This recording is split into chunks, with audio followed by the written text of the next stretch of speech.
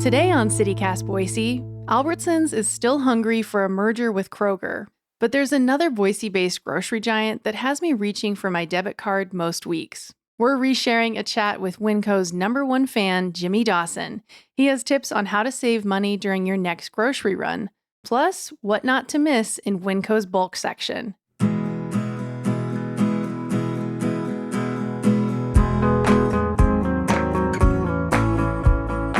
It's Thursday, August 10th. I'm Frankie Barnhill, filling in for Emma Arnold, and this is what Boise's talking about.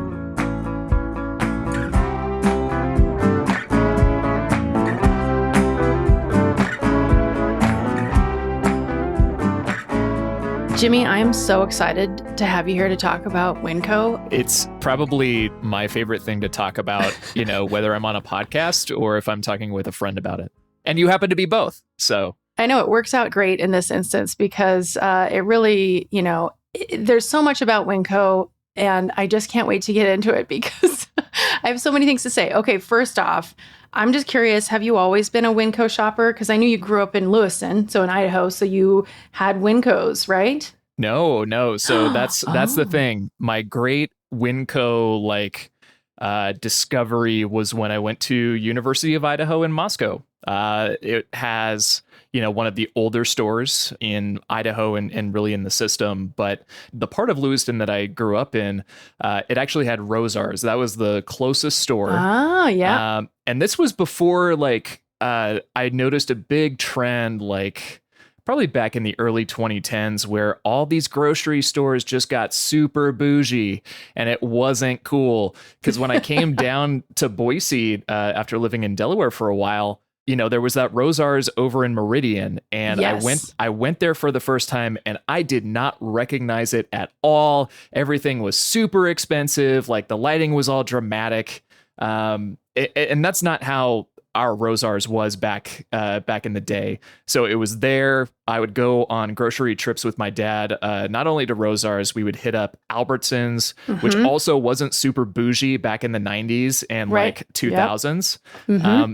And then, head over to the Costco across the river in Clarkston. So those were my main stores. What about you in Missoula? Yeah, let's see. We had Safeway, we had a Rosar's, we had Albertsons, but yeah, not bougie at all. But I totally agree. There was this trend toward fancy displays and really nice details and curated sections and high prices. And high prices, damn it. And so, but then WinCo obviously is the antithesis of that.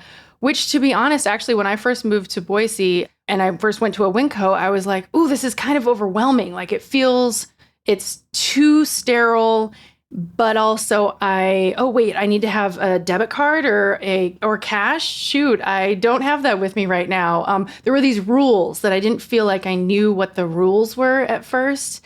And so I will say for the first probably 2-ish years in Boise, I didn't shop at WinCo because I just felt like I didn't get it really right away. Wow. Okay. I know. So I did have this evolution, but then once I got it, I have never turned back. And I feel like it came with learning a little bit more about the company, but also just figuring out when I should go for my own shopping experience to be the best it could possibly be. And then just learning the store. And that's one thing I love about it is that they do keep the store, unlike in other stores where they always are changing up the aisles, right? And it's so annoying because you can't find the thing and you want to just get in and get out. And WinCo, they actually keep things mostly in the same aisle, and you really can do that.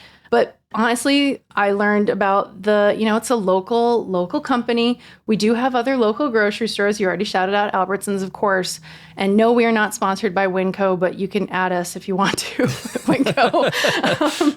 And I mean, one thing that I appreciate is that it is this employee-owned description that we see everywhere. Turns out, their employee stock program is pretty generous too. Yeah, from what I understand, I've had friends work at different WinCos, in Moscow and in Boise, and they've talked to me about it, but nothing in detail. So I kind of went and poked around a bit on their website and, around the internet. And I mean, it includes part-time workers. There are some minimum hour thresholds that you have to meet, but I mean, you're eligible your first year if you work enough hours.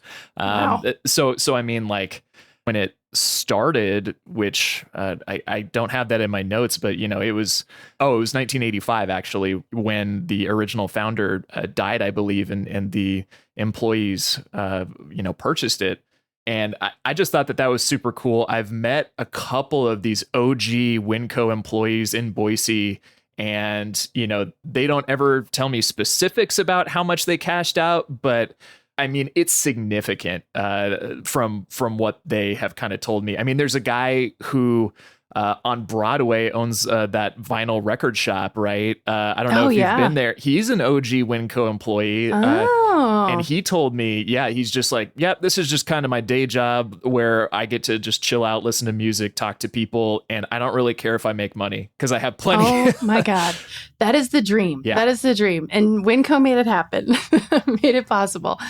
And isn't their valuation really high too? Like how many billions of dollars? At least according to Forbes, they say it's worth $8.2 billion, the entire system. And that would make it the 46th largest private company in America. Yeah. Well, and you found this, but there's like stores, 136 stores or something like that.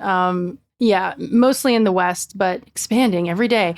Because, Missoula didn't get one until, a few years ago, right? Actually, just like a year ago. And in Missoula, grocery prices, very expensive. And so having the WinCo option there, that'll really, I think it'll really help people. And that's one of the things I love about it, I guess, is that everybody can shop at WinCo. WinCo is affordable no matter what your income is. And, I all walks of life go into WinCo, especially like the downtown store. Are you a downtown store shopper? That's my store. Yeah. And I've seen everything from Porsches to Hoopties in that parking lot. Like, yes.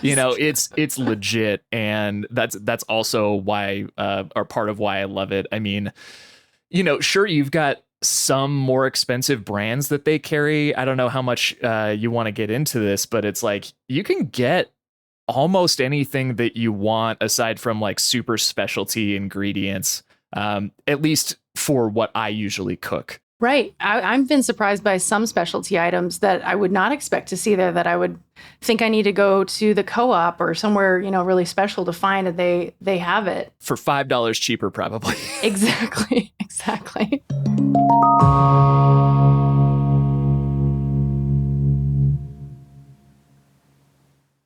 Okay, let's talk about the experience. How do you go about it? What do you like? And what should people know if they're converting to become WinCo shoppers? Okay, so I have two modes. I like to go there actually for lunch, like just kind of picking up, some Lara bars, or like, sometimes I'll get one of their pre-made sandwiches, which, probably aren't the best for you nutritionally, but man, it's hard to beat a $2 sandwich. It is. So the two modes that I get into, if I'm like, I need to get in and out, I need to go back to work, I just kind of put blinders on. It's business mode. I just go strutting in. I know exactly where everything is, and I just go in and out, self-checkout, and that's it. If I'm kind of in a browsing mood, then, I'll go see if there's anything new. They've got that section, at least in the downtown Boise location, and I know that they have them in different WinCos as well, but I don't necessarily know where they are layout wise, but it's kind of right as you funnel in and you go through that first aisle. It's right to your left, kind of with like the diapers and the formula. It's their seasonal area. Yep. And I always like to check that out. I know you like the bulk foods, right? Don't you stock up at bulk? So what do you get there? Oh man. Okay. So I get probably 3 types of rice. let's see, a couple, three types of lentils. You got to always have your green French lentils, your, staple browns, and then, the red ones for this lemon soup that I like to make with red lentils. Ooh, Yeah, okay. that's a winter staple.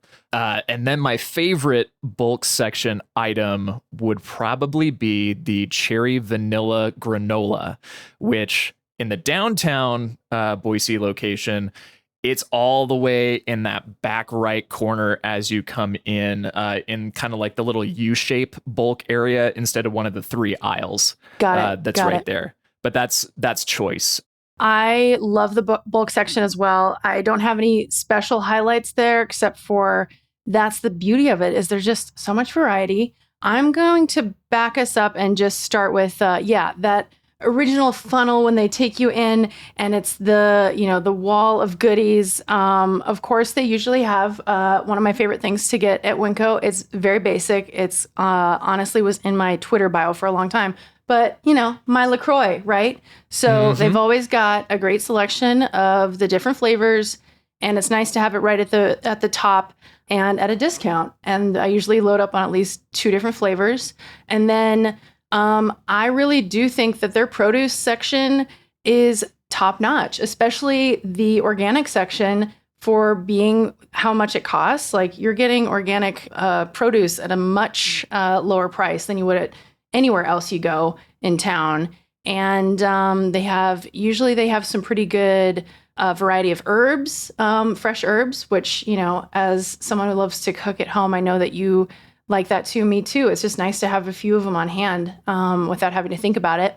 Agreed. And then, I think their wine section's pretty good too. Absolutely. You got 3 rows. 3 rows. I would say I've had some really good Prosecco that when I go to somewhere else, it's, at least $15 more. And then some just standard like Pinot Noirs that can't be beat. Let's say it. You get your $15 Boda box, Yes. for your weeknights or weekends. I'm not judging. I do it on the weekends too, but I don't know if you religiously check, but at the end cap of one of those wine aisles, they've got like the best buys for under like a certain dollar amount. Do you ever check that? Yeah. Yes. Okay, you talked about a couple different ways to shop in terms of time. I will say, so I do have a very specific way of shopping at WinCo. Every once in a while, I go in for just a few items, but primarily I go there every week. I go there early on Saturday morning before anybody else is really there yet. The parking lot, maybe there's like a quarter of the cars are filled up. And I have a plan. I call it divide and conquer. If my husband comes with me, he knows to be prepared for battle. Stay out of your way. Yes. And but who pushes the cart? That's a good question. Usually I have him push the cart so that I can be like the satellite, like that goes out and fans out. And then I come back with the items, especially if he's slowing me down a little bit, I gotta fan out and then I come back, Matt. Check in. Yeah, exactly. I like to feel like I had a very productive and straightforward shopping experience while also getting everything I was looking for and maybe finding something surprising along the way too. And that's the best part is kind of the discovery. Now, it's not like, a corner bodega store where you just have like the most random stuff or like right. One of my favorites in Boise is like this Indian spice grocery store on Fairview where they just have all kinds of great stuff, like especially imported sodas, which to me are great. Even though it's like the same 7-Up theoretically, it's actually like half the sugar, more delicious. You've got like all of these imported sweets and then like everyday homeware stuff, decorations. It's great. Yeah, and those shopping experiences are so special too. WinCo definitely serves like a purpose. It's utilitarian while like feeling just part of your routine if you want to make it one. But you can still get a piñata if you want. Correct. Jimmy, I'm curious, have you had any like fails at WinCo, like anything that you tried that just did not turn out? I'll start with one. I do like, generally speaking, I like their generic brand, but I did try their generic tartar sauce. Do not do generic tartar sauce. Oh. That's one thing that I'll say that did not hold up. No, I mean, I kind of have rules about whether I go generic or name brand on things. Usually I will try the generic just to see if it's, as good or better, or at least, worth saving the extra $1.50 or $2 or whatever. Sauces are usually one of those things where I usually go name brand. Yeah. That's just my personal preference, but fails. Smart. I don't think so. I mean, the only fails would have been on my end by messing up the cooking part of it. Not necessarily. I'm not going to blame the ingredients on it. I will say, sometimes there have been instances where the produce on a particular day wasn't as great, but that is much rarer of an occurrence, I find, at WinCo than it is at, the Fred Meyer or Albertsons near my house, where the same thing costs several times more, and it's not even that good looking. Yeah, that's totally fair. Do you buy fish at WinCo? That's kind of one area that I haven't explored because I get a little nervous. I'm nervous about buying fish in Idaho regardless because we're an inland state. But is that something you do? I have before. I haven't lately. And I've never bought out of their fresh case. I only bought the frozen, pre-portioned stuff. Sure. I will say one thing I wish WinCo did have that it doesn't is a pharmacy. That would be really handy to just be able to have that be part of my shopping experience if I have a prescription or need some allergy meds over the counter or something like that. I can go right there. Are you trying to turn it into Costco now? So that's kind of what I'm aiming at, actually, because Costco's annoyingly far in my mind and WinCo's so close. And so I am a WinCo shopper because of convenience. But there is a part of me that's like, sure, throw in an optical. Let's have a pharmacy. Just I'll take giant hot dogs. Yes, thank you. As I like to call it, and I stole it from my brother, this chic little bistro called Cafe 150. Yes. $1.50 hot dogs, used to be $1.50 chicken bakes, slices of pizza, all that stuff. Okay, let's end on one more recommendation note or one more thing for people to consider when they go to WinCo before we wrap up. My recommendation is they have, do you ever buy the Cento brand tomatoes, the San Marzano 100%, and they're the cheapest there. They are, and they're like a secret, and you can do so many things with them. You can make your own sauce and just so many things. And all the bougie, New York Times cooking recipes and stuff call for it and get it for cheap at WinCo. That's probably my number one cheat. Yep. And I don't know if you use the whole tomatoes or if you go with the even cheaper crushed option, which is also very good. Crushed tomatoes sometimes are pretty bad, to be honest. But I mean, you get it for $2.15 a can there, and it for a 28-ounce can. It's great, and it makes enough pizza sauce for 6 pizzas, at least in my house.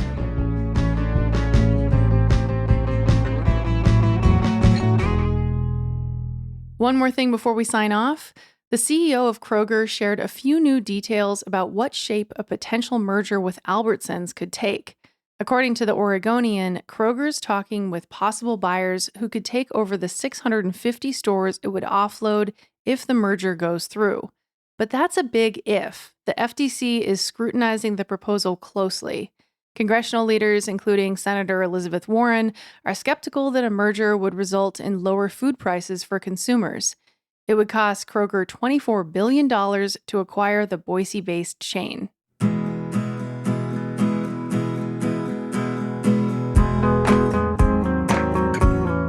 Okay, that's all for today here on CityCast Boise. If you're liking the show, check out our website. It's boise.citycast.fm. Right now, we have a great guide to picking fresh fruit around the Treasure Valley. We'll be back tomorrow morning with a look back at the news that made headlines this week. See you then.